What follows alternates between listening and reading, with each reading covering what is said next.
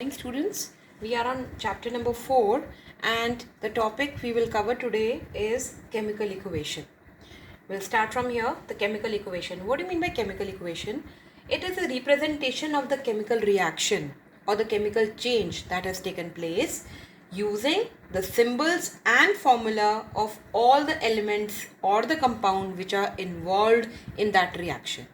What does that mean? Suppose there is a reaction there is a chemical change. What is a chemical change? Chemical change is any change where two chemicals are combining together and the product which is formed, that is of entirely different property as that of the reactants. What are the reactants? Reactants are the elements or the compounds which are combining together, right?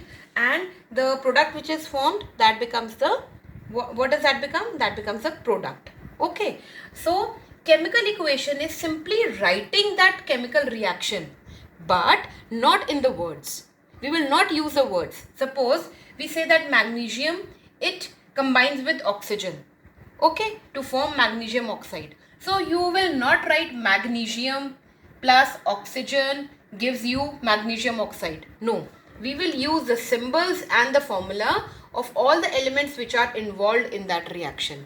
So we will write Mg. Mg stands for magnesium, plus, sign of plus because it is combining with O2. O2 is oxygen, right?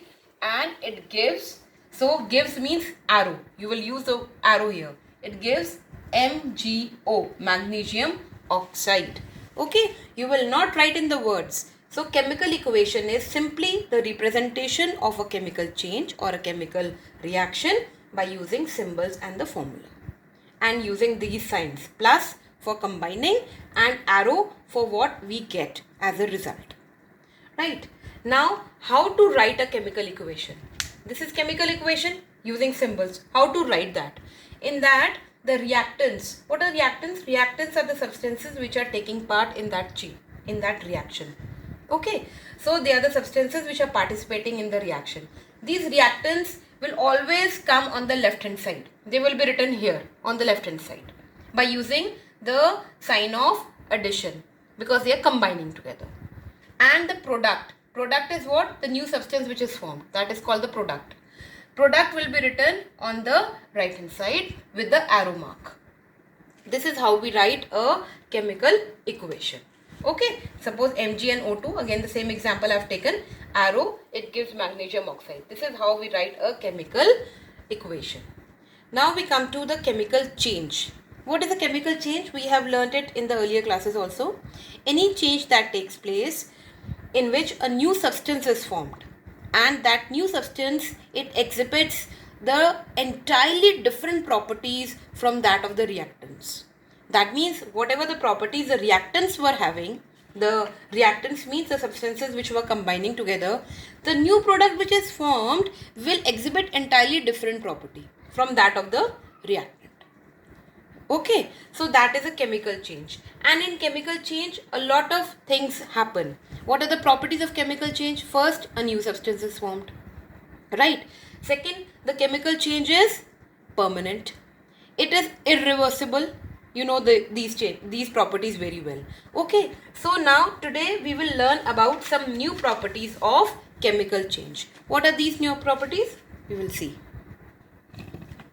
So the properties of chemical change is, first is the change in the energy. Energy in the form of heat can be absorbed or it can be released during a chemical change. So the chemical reactions in which the energy or the heat is absorbed, those are called endothermic reaction. Okay, and the chemical reactions in which the heat is released, those are called exothermic reactions. That you have to remember these words. Endothermic, where the heat is absorbed, and exothermic, where the heat is released. Examples of these are carbon and sulfur. When they combine together, they absorb the heat from the surroundings, from the atmosphere. And what is formed? Carbon disulfide is formed. So this is one of the example of endothermic reaction. Now exothermic reaction, when carbon combines with oxygen, it forms carbon dioxide and some heat is also produced along with that. So this is an example of exothermic reaction. Now second is, there is a change in the color. Sometimes what happens, the product which is formed the new substance which is formed, it is entirely different in color from that of the reactant. For example, when copper sulfate, that is blue in color, it reacts with iron, and the product which is formed is carbon, it is iron sulfide, which is green in color. So there is a change in the color. Then we come to the evolution of gas. Third property is evolution gas. In some of the chemical reactions, what happens, the gas is also formed along with the new substance, and that gas can be carbon dioxide, it can be hydrogen, it can be ammonia. Now how to test? Because as soon as the gas is formed, it will go into the air. How can we test whether it is carbon dioxide or hydrogen or ammonia? There are different tests for that. Suppose that the gas which is formed, and we make it pass through the lime water, it turns the lime water milky. If it turns milky, that means we are sure that carbon dioxide has been produced. Okay, and what happens? Hydrogen, the gas is produced, and if we bring a lighter or a splinter near it, it will burn with a pop sound. So that means the hydrogen has been produced. Similarly, ammonia has a different test. Now, the fourth one is that the property is the formation of precipitate. What do you mean by precipitate? Sometimes what happens during a chemical reaction, when the new substance is formed, it separates itself. It forms a different mass or different layer along with the liquid. Suppose a liquid is also formed and a solid is also formed. So it forms a different layer itself. So that is called precipitate. So there is a formation of precipitate. For example, in the reaction between copper sulfate and hydrogen sulfide, the copper sulfide and sulfuric acid are formed. So this copper sulfide, it forms as a precipitate. It forms a different layer in that acid. It does not get mixed up with the acid, it forms a different layer. So that is called precipitate. Now girls, we come to the everyday examples of chemical changes that we see in our daily life. So first is the example is rusting. What is rusting? When the iron objects, they come in contact with air and moisture. These two are essential for rusting. Air and moisture, when the iron objects come in contact with them, they form a reddish brown flaky substance on them. Okay, suppose you take an iron lock and you keep it outside for few days and you do not operate it. After some times what happens, you see that there is some kind of reddish brown flaky substance on that, and it is very difficult to put even key in that, right? Because the rust has been formed. So that rust has been formed, and that process is called rusting. The formation of reddish brown flaky substance on iron objects after coming in contact with moisture and air.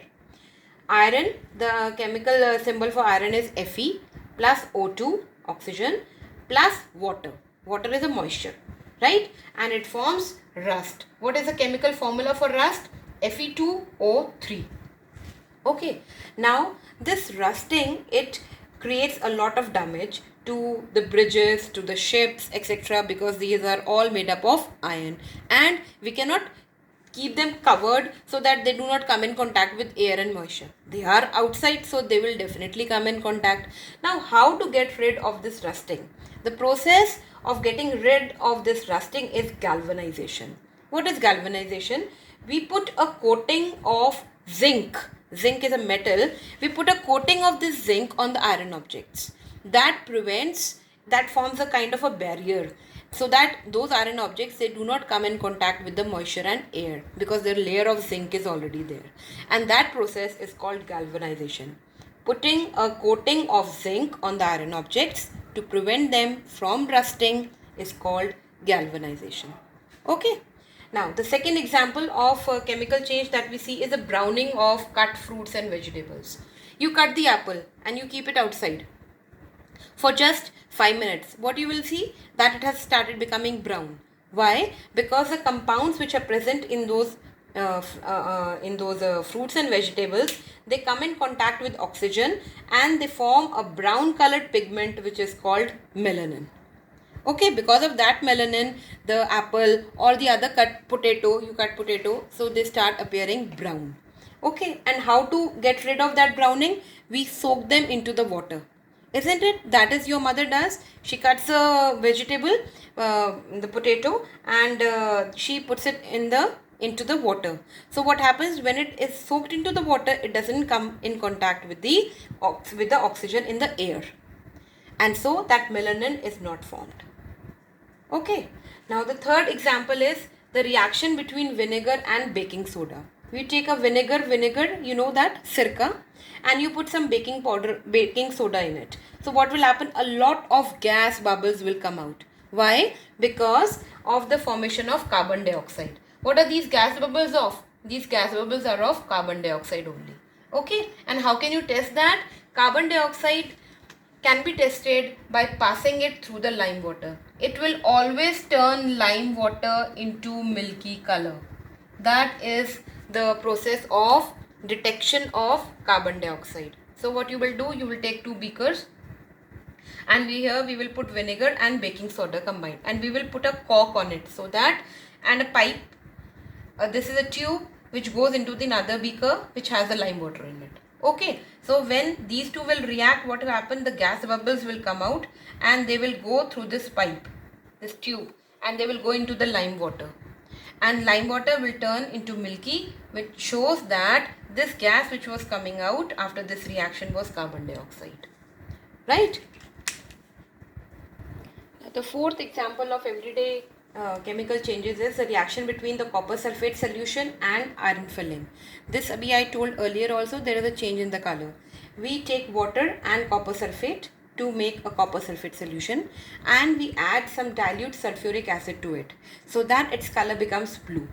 When in this solution we put some iron nails, what happens? There is a formation of iron sulfate. Iron, it reacts with sulfur and the copper becomes separate. Iron sulfate plus copper, and because of the formation of this iron sulfate, this solution turns to green color. Earlier it was blue color, it turns to green color. I give you an example. There is a change in the color in chemical changes, chemical reaction. So this is one of the example for that.